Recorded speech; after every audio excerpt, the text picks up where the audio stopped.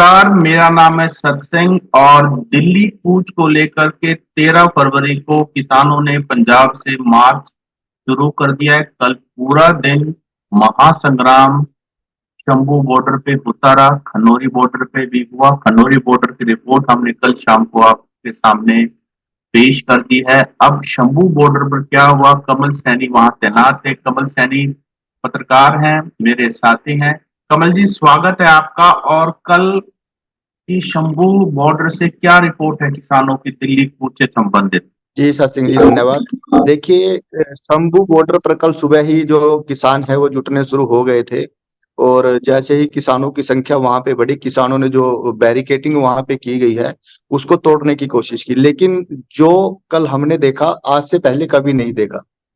कल जिस प्रकार से प्रशासन की कार्रवाई देखी हमने किसानों के ऊपर, चाहे वो ड्रोन से टीयर गैस छोड़ने की बात हो या फिर रबड़ बुलेट चलाने की बात हो, और जो सड़कें हैं, सड़कों पर जो कंक्रीट से जो दीवारें बनाई गई हैं उनकी बात हो, तो ऐसी कार्रवाई आज से पहले कभी नहीं देखी। कल किसानों ने कई दफा जो है बैरिकेड को तोड़ने की कोशिश की, और जब भी किसान बैरिकेड तोड़ने के लिए आगे बढ़े तभी जो प्रशासन की तरफ से है वो सैकड़ों की संख्या में एक साथ ड्रोन का इस्तेमाल करके जो टीयर गैस है उनको किसानों के ऊपर छोड़ा गया।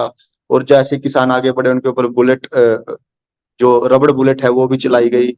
तो इस पूरे प्रकरण में काफी किसान घायल हुए। इसी के साथ कुछ पत्रकार भी कल वहां पर जख्मी हुए हैं, और जो पुलिस कर्मचारी थे, जो सुरक्षा कर्मचारी थे, उनकी भी एक डीएसपी सहित जो है वो उनके घायल होने की जो है खबर वहां से आई है। और अगर हम इस पूरे प्रकरण को देखें तो अगर हम 2020 की पहले बात करें, जब नवंबर 2020 में किसान दिल्ली गए थे, तब भी बैरिकेटिंग की गई थी। शंभू बॉर्डर तब भी एक मेन पॉइंट जो कहते हैं वो रहा था, जब जो पंजाब के किसान है उन्होंने हरियाणा में एंटर किया था।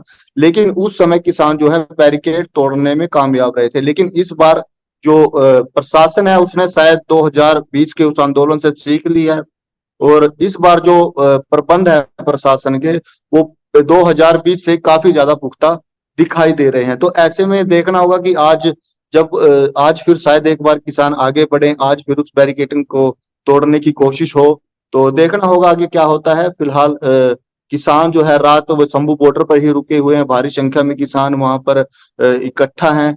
तो आज सुबह जो होगा 9 बजे सुबह मीटिंग बुलाई गई है, उसके बाद देखते हैं कि क्या होता है। जी, तो कमल सिंह, मैं ये जानना चाहूंगा कि जो कल शंभू बॉर्डर पे हुआ, क्या किसानों ने पहल की पंजाब की साइड से, उसके बाद पुलिस ने टीयर गैस सेल्स और बाकी चीज छोड़े, और जो भी टीयर गैस और वाटर कैनन जो हरियाणा पुलिस अपनी तरफ से रिलीज कर रही थी, वो तो पंजाब की बाउंड्री में जा रहे थे, दूसरे स्टेट, एक तरह स्टेट इशू भी हो गया। क्या वो अनप्रोवोक्ड था या फिर किसानों की तरफ से पहल हुई थी बैरिकेडिंग तोड़ने की, उसके बाद हुआ था ये सब? टीयर गैस की बात हो तो कल से एक दिन पहले की अगर हम बात करें तब भी कुछ किसान वहां पर इकट्ठा हुए थे। हालांकि उस समय भी टीयर गैस छोड़े गए थे और प्रशासन ने उसे एक मॉक ड्रिल कहा था कि ये एक मॉक ड्रिल है। लेकिन उस समय भी जो पंजाब के किसान थे उन्होंने ये बात उठाई थी, ये मुद्दा उठाया था कि अगर ये मॉक ड्रिल है हरियाणा जो पुलिस कर्मचारी है उनकी तरफ से, तो ये पंजाब की तरफ क्यों की जा रही है। अगर हरियाणा प्रशासन मॉक ड्रिल करना चाहता है तो अपने हरियाणा में करे, हरियाणा के इलाके में करे, पंजाब में तो उनके करने का कोई औचित्य नहीं बनता। इस प्रकार की बातें कल से एक दिन पहले भी हुई थी, और कल भी जब किसान आए, किसान आगे बढ़े, आगे बैरिकेडिंग जब किसानों ने तोड़ने की कोशिश की, हालांकि जो प्रशासन था, हरियाणा प्रशासन, उससे पहले किसानों को समझाने की कोशिश भी की गई कि उनको कि वो आगे ना बढ़े, यहीं पर बैठ के अपना प्रोटेस्ट करे, सभी को प्रोटेस्ट करने का हक है। लेकिन जो किसान उस तरफ से आए थे उनको दिल्ली जाना था, और दिल्ली जाने के लिए अगर आगे बढ़ना है तो उस बैरिकेड को किसानों के लिए तोड़ना एक जरूरी हो जाता है। और ऐसे में किसानों ने जो बैरिकेड थे उनको हटाने की कोशिश की, तभी जो हरियाणा प्रशासन है उसकी तरफ से कार्रवाई देखने को मिली। कमल जी, मैं ये भी बताऊं आपको, आप हमारे ऑडियंस को, कि जो MS स्वामीनाथन है, जिनको अभी भारत रत्न दिया गया है, उनकी जो बेटी है डॉक्टर मधुरा स्वामीनाथन, जो खुद भी एक इकोनॉमिस्ट हैं, उनका उनका सरकार को, साइंटिस्टों को कहना है कि ये किसान है, ये क्रिमिनल नहीं है, सरकार को इनकी बात सुननी चाहिए, कोई हल निकालना चाहिए। तो जहां तक कमल जी हल की बात है, सोल्यूशन की बात है, तो क्या किसान किसी डायलॉग के लिए तैयार हैं? क्या सुनने के लिए तैयार हैं? क्या सिर्फ वो आगे बढ़ना चाहते हैं, लड़ना चाहते हैं? आपकी क्या ऑब्जर्वेशन है? देखिए, जो किसान नेता है उन्होंने हर बात जब भी उनको बातचीत का न्योता मिला है, मीटिंग का न्योता मिला है, तब वो बातचीत के लिए तैयार हुए हैं। और वो जितने भी किसान हैं सभी का यही कहना है कि वो टेबल पे बातचीत के लिए भी तैयार हैं और सड़क पर आंदोलन के लिए भी तैयार हैं। अगर बात करें तो कल हरियाणा पंजाब हाई कोर्ट का भी एक डिसीजन आया है, उसमें भी हरियाणा सरकार से जो है काफी सवाल हरियाणा पंजाब हाई कोर्ट ने किए हैं कि क्यों रास्ते बंद किए गए, किसानों के अपने मौलिक अधिकार हैं, वो अपनी बात रखने के लिए दिल्ली जा सकते हैं। तो इस प्रकार की तमाम बातें हाई कोर्ट की तरफ से की गई। हालांकि कल फिर उस मामले की सुनवाई होनी है और किसान बातचीत के लिए हमेशा तैयार हैं। पहले भी 2020 में भी हमने देखा था कि जितनी दफा सरकार की तरफ से न्योता मिला था वो बातचीत के लिए गए थे। और कल से पहले भी मीटिंग किसानों की केंद्रीय मंत्रियों के साथ हुई है और हो सकता है कि आज भी कोई मीटिंग उनकी केंद्रीय मंत्रियों के साथ हो।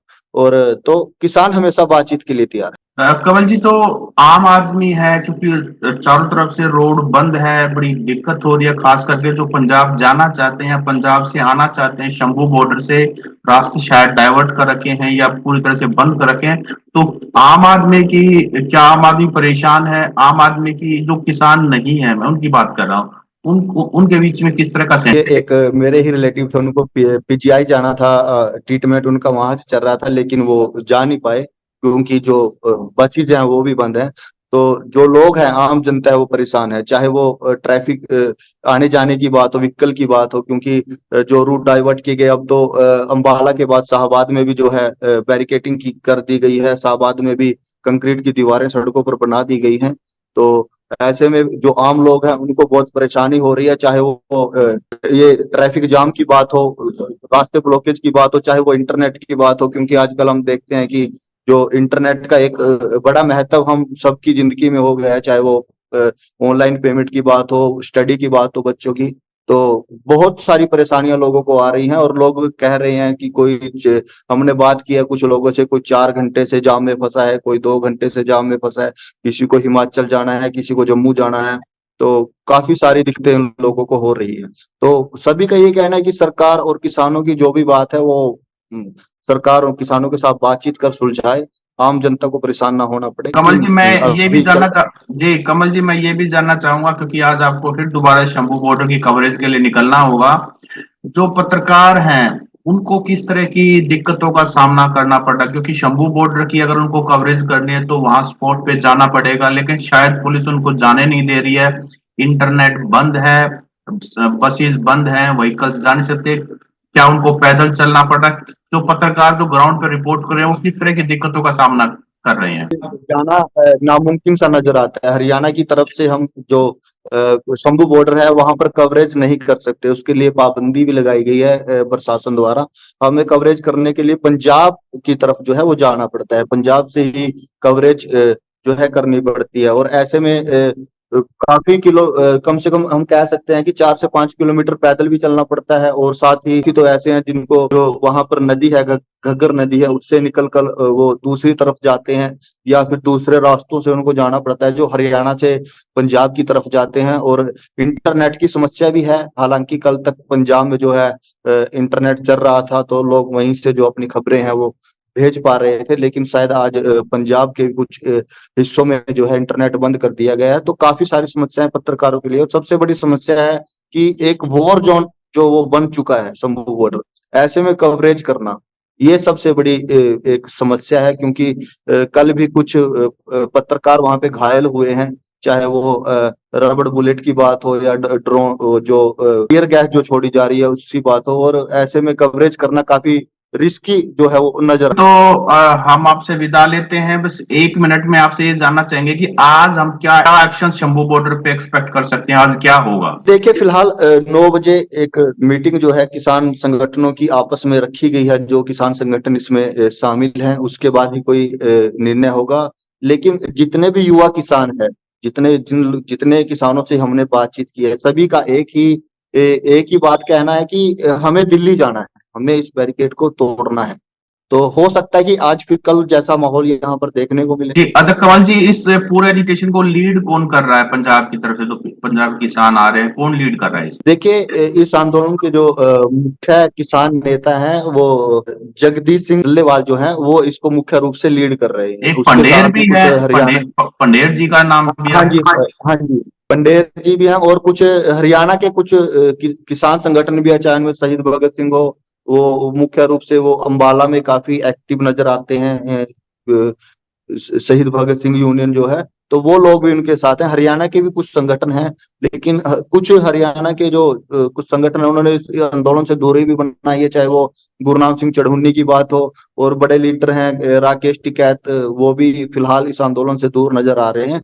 तो हो सकता है कि जब किसानों पर जिस प्रकार की कार्रवाई हो रही है, जिस प्रकार से, तो वो लोग भी शायद अब साथ आए। उनसे जो बातचीत, जितनी भी उनकी बातचीत सामने आई है, उससे उनका यही कहना है कि अगर किसानों के ऊपर इस प्रकार से कार्रवाई होती है तो वो भी इस आंदोलन का हिस्सा बनेंगे। कमल जी, आपने हमें इतनी जानकारी दी, आपका इतना बिजी शेड्यूल के बाद आपका बहुत बहुत धन्यवाद। आशा है कि हम दोबारा जुड़ेंगे अपडेट के साथ। नमस्कार। धन्यवाद।